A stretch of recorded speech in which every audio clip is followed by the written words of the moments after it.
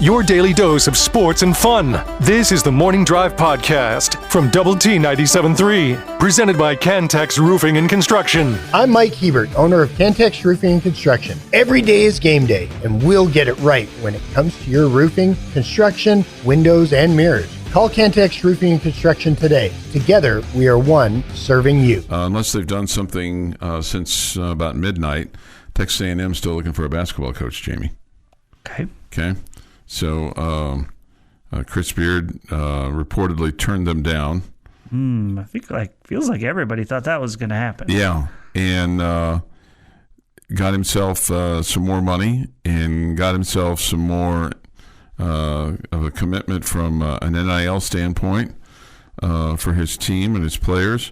Although, given the fact that we're just a couple of days away from a court case potentially being, I don't know about settled or at least signed off on in terms of a settlement, and then that changes everything, because then you have the $20 million that you can allocate, and I'm sure Lane Kiffin, with visor in hand, says to Chris Beard, with all due respect, football's king here, Coach Beard, regardless of what you want to say about things, and you can have your raise and all that kind of stuff, but the lion's share of the money for paying these guys is going to the football team.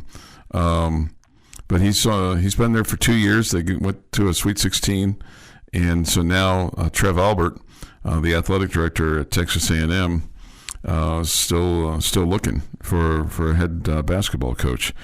And among those on the list is Fred Hoiberg, who is at Nebraska. And Hoiberg had his best success at Iowa State, and then left and went to the NBA, and that did not work out as it hasn't really from a lot of college coaches. And maybe, I'm not saying it's really worked out for him, but he sure has hung on for a long time. But Billy Donovan has probably been as successful a college coach who's gone to the NBA and stuck as any. Because it didn't work for Brad Stevens. He's still with the Celtics, but he's not the coach. Didn't work for Pitino. But Billy Donovan, who left Florida to go to Chicago, and is always kind of on everybody's thought list when a big college basketball job comes open. He's settled into the NBA, but they haven't won anything. Right? See, so he's kept his job. It's really not gone well, though. Right. No, I mean, I think that's a very fair statement, don't you? What? Which part? That he's kept his job, and he's, of the college basketball coaches who have left, the big-time ones who have left to go to the NBA, he's probably had the most, quote, success. In recent years. Yeah. Because I'm sure back in the day there were plenty that made the jump and had success. Yeah. So A&M's looking for a coach. They have a list of coaches. Brad Underwood might make some sense. He had pretty good success at Stephen F. Austin. He's been at Illinois since 2017. They list, and I don't think this would be a good move, but they list Porter Moser at Oklahoma, who some thought might get the Villanova job, but he was a past assistant at A&M, so maybe that's where the connection is. They list Hoiberg. They list Hoiberg because he worked at Nebraska when Trev Albert was there. The question is, does he have any kind of roots in Texas? The answer to that is no.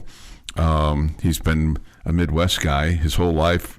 Played at Iowa State, where he was the man. He was the mayor, right? And then left. Does the roots in Texas matter at all, Chuck? I mean, anymore? How many Texans do we have on our basketball team? It may not. It may not matter anymore. Chris Jans, who's at Mississippi State, he's listed on this. JT's from Dallas, but Chance and Darian and Christian and Hawkins and Kerwin and Fetty. Jazz Henderson's from Dallas. Okay, I was talking about guys who play. I'm just going on the roster. Yeah. So we got one guy on that actually plays that's from the state of Texas. Yeah. Okay. Yeah, I don't think There's 3 total, but 1 that plays. Chance is from Vallejo, California. Overton's from Oklahoma City. Jazz is from Dallas. Elijah Hawkins from D.C. played at DeMatha High School, the legendary.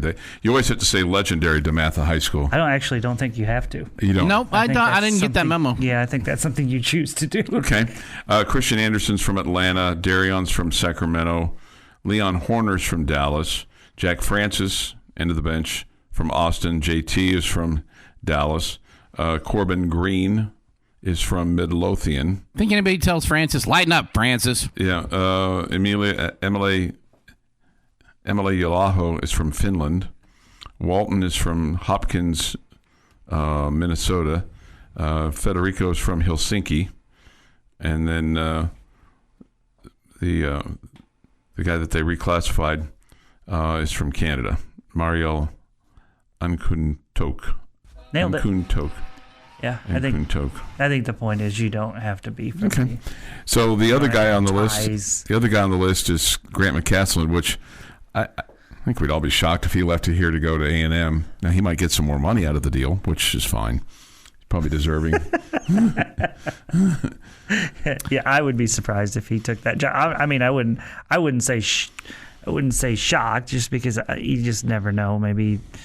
I don't know, maybe somebody wants to live in that part of the state, would rather live there, or there's a connection that we don't know about. I don't know. But, yeah, I mean, right now it feels like your program's in a great place, and he understands that this is a program that'll well, you got coaches at Maryland or whatever, they're leaving because they're not getting enough on NIL money, and you got the Ole Miss coach getting a guarantee that they're going to get more money to spend. I don't think Grant McCaslin's frustrated about that here. I wouldn't think so. Yeah. Not that A&M wouldn't do the same thing for him. I mean, clearly they've shown they'll spend too. But probably of the three of us, I'm the one that is probably the most shocked about things. I throw the word shocked around more than you do. You do. Yeah. That's fine. With the way the world of sports is nowadays, it's hard to be surprised about anything, Sure. right? Yeah, you're probably right about that. I probably need to be less gullible and less shocked about things, but that's who I am. Sam, I am. And we love you for it. Some do. The Morning Drive podcast from Double T 97.3 is presented by Cantex Roofing and Construction. Thursday, April the 3rd, 2025. With this day in sports history here is Jeff McGuire. Starting in 1955, Baltimore Orioles pull their first triple play. A 3-6-2 variety versus the Kansas City Athletics.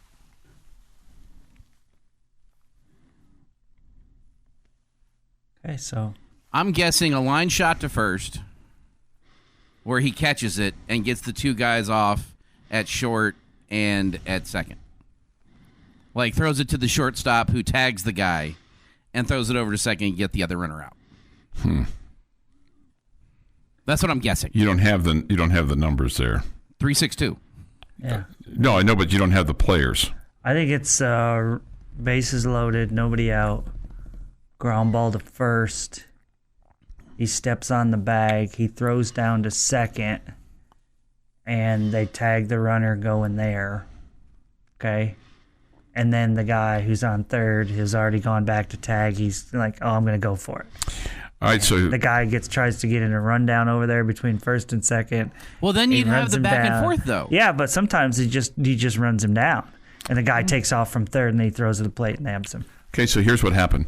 Third baseman Manny Machado started the 3-out play and it was on a Thursday, which is today. Second inning, James McCann hit a sharp grounder, stepped on the bag at third, and then went around the horn to cut down the other two runners. So he went For a second. 3-6-2? Yeah, went to. He stepped on the bag at third? Mm-hmm. Why is the first baseman playing at third?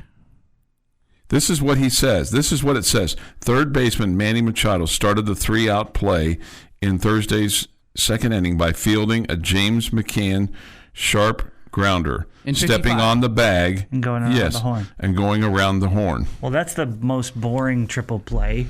But so your numbers have to be confused, Jeff. That's what this is saying. Because that's a clearly says 3.62. I got you. I mean, and I'm just looking at this from. And the odds of a third baseman throwing to a shortstop for a double play at second aren't very good either. That what Chuck is describing is a 5-4-3 Yeah. triple play. And I'm gonna. Yeah, I believe what both of you read is what you read. One of them is wrong. Clearly, one of them's wrong. Well, this one. Wait a minute here. Jeff may be right. 1955? Yeah, this is 1955. When I Okay, well, Manny Machado was not playing in 1955. Well, I thought that name was awful familiar. 1966? Manny Machado is playing now. Here we He's go. not in the 70th year of his career. Here we go. I just read at the top of the story. Sorry. I was like, Manny Machado. That's an awful familiar name. So the first triple play, the top of the 7th, the A's put runners at second and third. Was it a Thursday? I don't know if it was a Thursday or not. Okay, Second and third. the opposing pitcher who was hitting, Art Suriali, stepped on first base, hit a ground ball to the first baseman, stepped on first, but there was confusion between the base runners. Lead runner Jim Finnegan hesitated between third and home. The first baseman then fired to the shortstop, Miranda covering third, who in turn relayed home to Smith. So the shortstop was covering third, so 3-6. Where'd the third baseman go? That is a great question. He took the afternoon off. Where was he in this play? Well, Finnegan was caught in the rundown. Trail runner Billy Shantz advanced to third base. Smith chased Finnegan back to third base and tagged both runners. Okay. I don't know. It's awful confusing. Yeah. I've just made a mess of this. But it was fun. But it was fun. Manny Machado was. It was like, man, that's. Was he a rookie in '55? I was just thinking, is that like his dad or something? 1966, Tom Seaver signs with the Mets for a reported $50,000 bonus. 1991, Red Letter Day for me. Bo Jackson signs a 1-year contract with the Chicago White Sox. Very red letter for Jeff. 1993, Texas Tech's Cheryl Swoops has 31 points and 11 rebounds as the Lady Raiders beat Vanderbilt 60-46 for its first berth in the NCAA championship game. 2003, Andre Emmett led Texas Tech with 23 points and 8 rebounds, and the Red Raiders win their third-place game in the NIT over Minnesota 71-61. It is National Chocolate Mousse Day. Load it up. You a fan of the mousse, Jamie? I just think it's okay. I don't know. Is it like eating air to you, or? I wouldn't go quite that far, but it's okay. I mean, Yeah. I don't dislike it, but it's not something I'm Yeah. ever longing for. Okay. I don't look at it and start salivating. Sure. No, I'm with you on that. Amanda Bynes, 39. Alec Baldwin, 67. Eddie Murphy, 64. Jane Goodall, 91. And Jared Allen is 43. And on this day, 1996, small wilderness cabin near Lincoln, Montana. Theodore John Kavinsky is arrested by FBI agents and accused of being the Unabomber. The elusive terrorists blamed for 16 mail bombs that killed 3 people and injured 23 during an 18-year period. And that is this day in sports history. I liked your Unabomber voice there, Jeff. That was really good. Riley writes in, "Good Lord, Chuck, come on now." Yeah, I know. Well, I should have caught it earlier. I didn't hear the year with Jeff. So when you were talking about what Manny Machado did, Well, I never, until Jeff said 1955, then I'm like, whoa. That changed things. And I should have been more attentive to the start of the article. I thought when I clicked on, that was the start of the article, and so I just started reading without thinking, which it's common for me. Read without thinking or speak without thinking. It happens to all of us. Yeah. So especially in this business. So, we screwed that up. I screwed that up. I want to make it up mess. to everybody. Okay. I have something special for the top of the hour. It's short-ish. It's not going to take up the whole segment or anything, but I promise you're going to want to be listening at 7:02.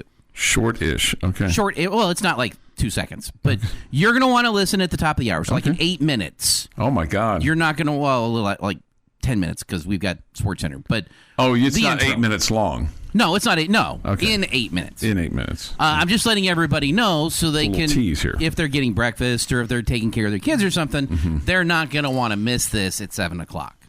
It has not been heard on this station ever before. Wow. But I guarantee all of us will want to hear it.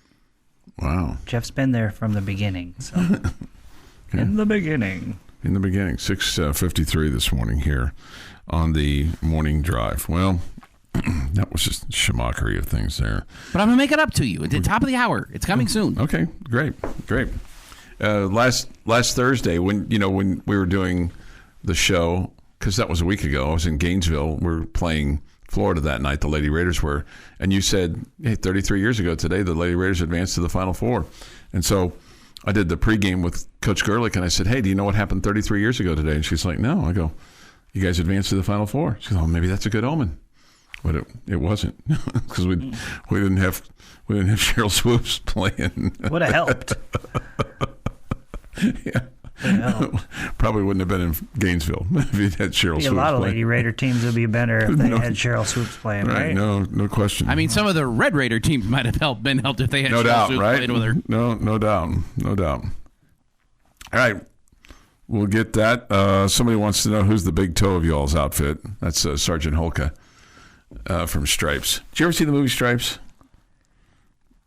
I know the movie, but I can't picture the plot or anything, so I kind of feel like I haven't seen it. They take a Winnebago into combat. I mean, that's the plot of the movie. Okay. I mean, I'm a big fan. I'm sure Jeff's a big fan of this movie.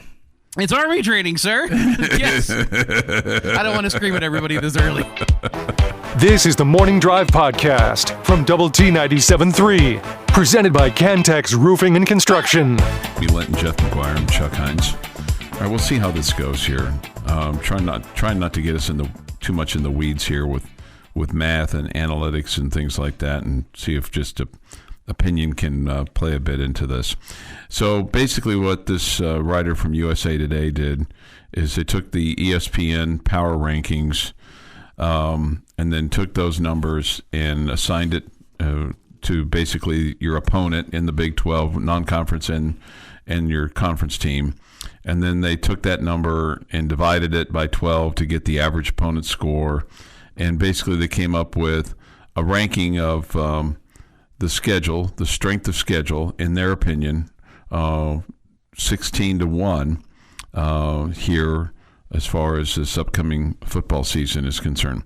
Would you like to take a guess at where they have the Red Raiders' strength of schedule according to their math? In the Big 12. For the whole season. For the whole season. Non-conference in. Compared to the other Big 12 teams. That's correct, yes. Yeah, okay, that's what I meant. I'm going to say it's just going off of who you have in non-conference play. I'll go 10. 16 is the number. So that was my next guess. 16 is the number. They look at the opponent's score in this math akin to the 66th best team in the country. And then they looked at the conference score and they determined it was the 6th easiest conference schedule amongst the 16 teams. So that goes back to 10. So you're, with regard to the conference schedule, you had been spot on at 10. And so just as a reminder, you're playing Utah, Houston, Kansas, Arizona State, Oklahoma State, Kansas State, BYU, UCF, and West Virginia. The non-conference is Arkansas, Pine Bluff, Kent State, and Oregon State. Now, the criteria didn't involve whether the game was at home or away, okay? So it was just the opponent. But this is what they have to say about Texas Tech, and then you tell me what you think about it. The Red Raiders' non-conference schedule is very manageable. I think that's putting it lightly. And they have the worst team in the FBS, Kent State, on it. Seriously? Gosh. The worst team in the FBS. Oh, that'll be fun. That's what they say. Well, I wouldn't probably be a 6 o'clock kickoff, right? We can analyze that one for 12 hours. Mm-hmm. I wouldn't be surprised to see Texas Tech start 3-0. Man, I think we'd be shocked if they weren't, right? Still, even with the easiest schedule in the Big 12, the Red Raiders' non-conference slate lowers their total opponent score with arguably the three best teams in the conference, BYU, Iowa State, and Arizona State, on the schedule. They say this: Texas Tech will have some tough losses, but 7 or 8 wins is possible. Goodness gracious. If we only have 7 or 8 wins, we're talking about some serious conversations here. I thought all of our conversations were serious here. Okay. But you were only joking? I was only joking, yeah. 7 or 8 wins. I mean, I think we're looking at, I think most people would say is if you're not playing in the Big 12 championship game, I'm not going to say it's a failure season, but that's a disappointment, right? I mean, sure, we'll be disappointed. I just got to see how it plays out. I mean, are there 3 teams that are really good? And, I mean, you finished 7-2 in conference play, and they were both 8-1. I could live with that, right? Mm-hmm. We just have to see how it plays out. Yeah. But in the initial, I definitely feel like you have a chance to play in the Big 12 championship game. So yeah. All right. So the team with the team that's listed as number 1 on this is they're number 1. They're number 1. Is TCU. Is that right? Yeah, TCU. He's got a picture of Sonny Dykes right here. Why is it questionable? Baylor is second. Their opponent score is akin to the 43rd best team in the schedule. Their second easiest conference schedule. They play Arizona State, Oklahoma State, K-State, TCU, Cincinnati, UCF, Utah, Arizona, and Houston. Their non-conference games, Baylor's Auburn, SMU, and Samford, not Stanford. Samford. And then TCU is number 1. They have the 3rd toughest conference schedule according to this deal. Okay. Are they saying 7 or 8 wins overall or in the Big 12? Would think Big 12. Yeah, I think you're right about that because you've got the three in the, but I don't know. I mean, 3 in the non-conference and then 7 or 8 in the Big 12. That would make more sense. That would make a lot more sense. Yeah, 10 or 11. Yeah, 10 or 11 wins. That'd make a lot more sense. They just had this article is somewhat confusing, which I'm sensing that. Which I thought it was going to be easier. Again, sometimes math is hard, and analytics are hard, and reading things are hard. But if your schedule is at 16, and you get 7 or 8, if you get 7 or 8 Big 12 wins, would you take 7 Big 12 wins right now? Probably. I mean, I don't even care. 7-2 in Big 12 play. Yeah, and then 3. So if you won 10 games and went 10-2, that would get you in the Big 12 championship game. Most likely. Likely. The 7 wins. Somebody says this: Baylor scheduled SMU and Auburn. Why are we not challenging ourselves? Some would say, well, the challenge is that you're in the Big 12. But I think you could challenge yourself more than Arkansas, Pine Bluff, and Kent State. But I think part of the reason why you're in that boat of having to play Arkansas, Pine Bluff, and Kent State is because you've arranged your schedule so that you could have the number of home games that you have. Yep. Because I mean, you're gonna want to have 7 home games every year from here on out because of what you have with what you've done just in the South End Zone. And for instance, let's see here, Houston, their non-conference schedule is Stephen F. Austin, Rice, and Oregon State. They're also playing Oregon State. Everybody's playing Oregon State. Well, I mean, you understand Oregon State's looking for games, right? Right. Yeah. Absolutely. They are. BYU, their non-conference schedule is Portland State, an FCS school, Stanford, they're also looking for games, and East Carolina. Okay. Central Florida, their non-conference games are Jackson State, North Carolina A&T, and North Carolina. So there's one toughie there. Didn't Stanford go to the Big Ten? No. Oh, that's right. I'm thinking of USC. Yeah, USC went to the Big Ten. Let's see here. Who else is non-conference schedule? Can we? Arizona State. Their non-conference schedule is Northern Arizona, Mississippi State, and Texas State. So Mississippi State. This texture reminds us of this. Originally, we were supposed to play at Colorado State this year, but we wanted the 7 home games, so that's how we ended up with Kent State. We bought our way out of Colorado State. Mm-hmm. Arizona, their non-conference games are Hawaii, Weber State, and Kansas State. Remember, they got that still going on. That K-State game is a non-conference game because they were trying to toughen up their Pac-10 schedule. Utah is UCLA, Cal Poly, and Wyoming. So it's UCLA in there, and I guess we found out Wyoming's not as good as true or as easy as of a win as we thought. No, and, we kind of struggled with Abilene Christian last year. Kinda. I'm just saying. Yeah, no. There's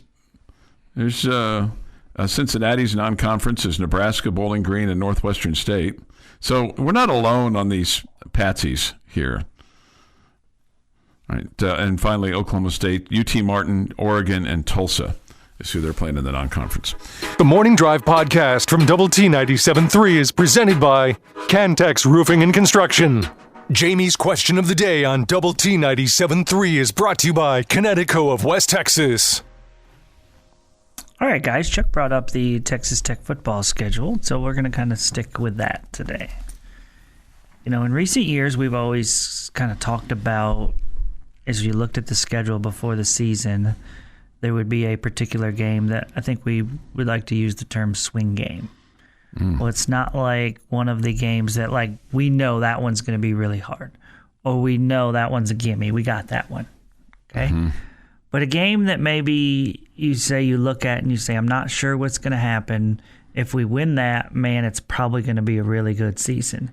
If we lose that, it's probably just going to be okay, right? Okay. The funny part is here, I think last year most of us picked the Arizona game early in the season as the swing game, which you won, and then you lost to TCU and Baylor that you shouldn't have. Okay? Mm-hmm. So what is the game this year that's that swing game that you look at that's a bit of a measuring stick to say, if we get that one, we're probably going to have, and so maybe we're in a situation where we're saying to ourselves, if you get that one, you're probably going to be in the Big 12 championship game. If you don't, it's probably just going to be a good season, but you're going to come up short of that Big 12 title game. Which game is it? Okay. So I wanted to look real quick at that 2024 schedule. That Arizona game was really early on in the season. It just felt like they were a good team too. It was on the road. Mm-hmm. And if you're good enough to beat them, man, you're probably going to be a pretty good team. Yeah, it was. And ultimately, you were a pretty good team because you won 8 games. Yeah, you were so close to playing for a Big 12 championship. Yep. Mm-hmm. So in that particular case, you've got those first 3 games: Abilene Christian, Washington State, North Texas, Arizona State, Cincinnati. So this is game 6. So it's about midway through the season. You won against Arizona on the road Saturday, October the 5th, 28-22. Okay? So the reason that I bring that up is because when I looked at the 2025 schedule, and I don't have everything memorized in terms of which date, et cetera, et cetera, et cetera, I think it's towards the end of the season because you just haven't beaten them. And I look at Saturday, November 1st at Kansas State. That if you beat them on the road, that could be a game that would put you into a really good position to be in the Big 12 title game. So I'm going to say November 1st, Kansas State. Okay. All right, so I've got this narrowed down to like 3 games, and I know that's not the right answer. I've got to narrow it down to 1. But the 3 I'm debating between Oregon State, Utah, Arizona State. We are assuming that you're going to take care of business with Arkansas, Pine Bluff, and Kent State. So your first true test will be Oregon State. If we don't, can we just call off the rest of the season? Yes. Happy to talk. You know what? We're just going to pass. Tear up our tickets and move on. Oregon State's the first real team you're facing. Granted, it's home. It's not a road game. But getting to see how good you can be could be the signal that, okay, this is how you're going to handle things. But it's not a Big 12 game. And I'm not watching Oregon State every week, so they could be bringing back nobody. I then look at Utah as your first Big 12 road game, and we have not fared well in that world. On the road. Fill in the blank team, right? But then I remember how good Arizona State is, or was last year, playing for the Big 12 championship at the end. I think I'm going Utah because of the road woes and playing in Utah and the elevation that is Salt Lake City and the world that goes with. And I think Utah's looking to turn what they had as a terrible season around and get back to what they've wanted to be and what they boasted that they would be. But remember, they're going to run the Big 12. They were going to run. They were going to, and then they almost got run out of it. But those are the 3 I'm debating with, and it's probably Utah, Arizona State, Oregon State, 1, 2, 3. But it's like 1A, 1B for what could be this is when you'll know you'll have a good season game. Question for you, Jeff. Where was our biggest win last year? Our biggest win? What was the biggest win of last year? Arizona State. Or, Iowa State would probably be the biggest win. On the road at number 10, Iowa State. Yeah. What was our road record in Big 12 play last year, Jeff? Off the top of my head, I don't know. I'd have to look it up. 3-1. Big 12 road woes. First game of the year, first game on the road was Arizona last year. Maybe in previous years you could make that case, but not necessarily last year. I think you absolutely can, but we fared pretty well on the road in the Big 12 last year. Again, biggest win and a 3-1 record on the road in Big 12 play. You've also lost your first road game the last 2 years. The 2 years before that under Joey McGuire, 100% was fair. And you lost your first road game last year. Yeah. I'm not arguing with Utah being your answer. Okay? I feel like it's a good answer. I do. I like Chuck's answer, too. I feel like it's a good answer. So what's your answer? Your narrative of Big 12 road woes after last season. Okay? It seems we might have to turn that narrative because it kind of changed last year. We all were beating that drum. Yeah. Okay? But we might have to hop off of that one and pick a different one. All right. Well, I took too long, Jamie. What was your answer? My answer today is BYU. Okay? And I think, to me, those games that you guys mentioned that are on the road, we know are going to be tough. Mm-hmm. But to me, BYU at home is your toughest home game, and you got to hold serve at home against one of the top teams, BYU being it. So I think the answer is BYU. I think your answers are both really good too. Okay? I like your answer, though. But I think you got to hold serve at home.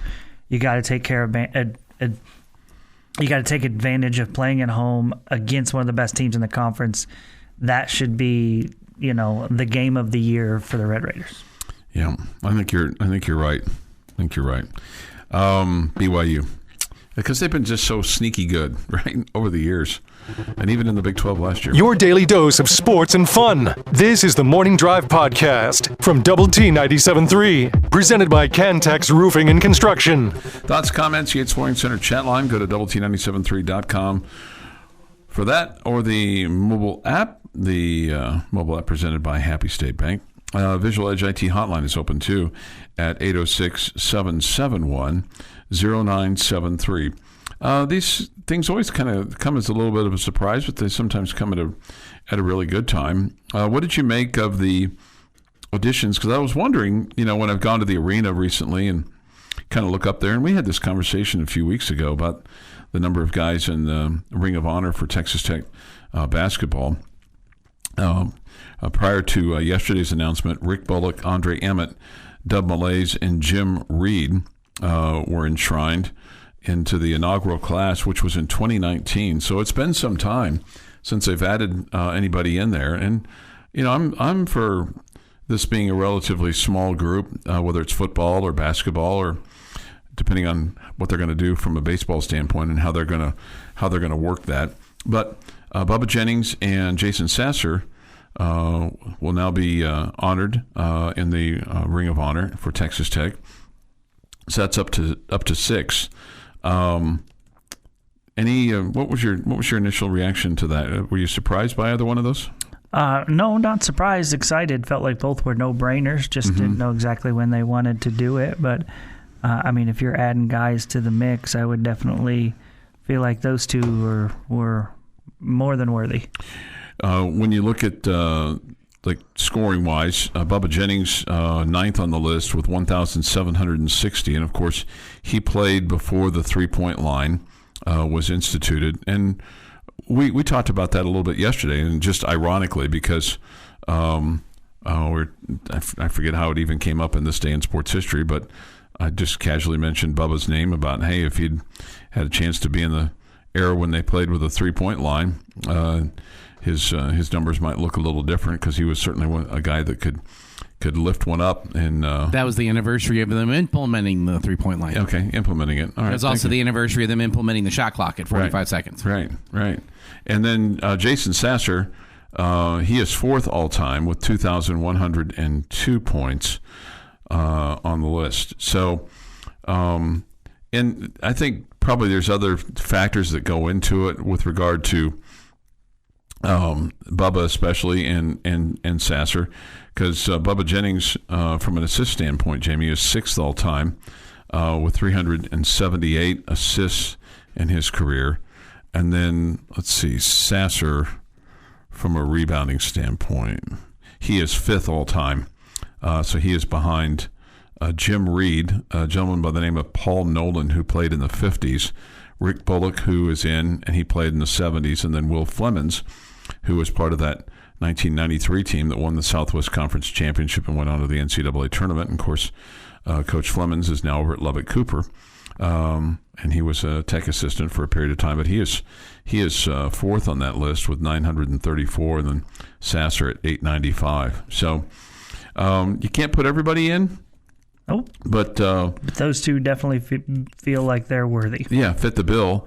The one that I'm curious about is Jarius Jackson, who is 2nd all time in points scored. Yeah, and I'm sure he'll get in at some point. 2,221. Yeah. And so of the top 4, he's the only one not in. 5th on the list, and maybe he's a guy that's for the future as well, is Martin Zeno.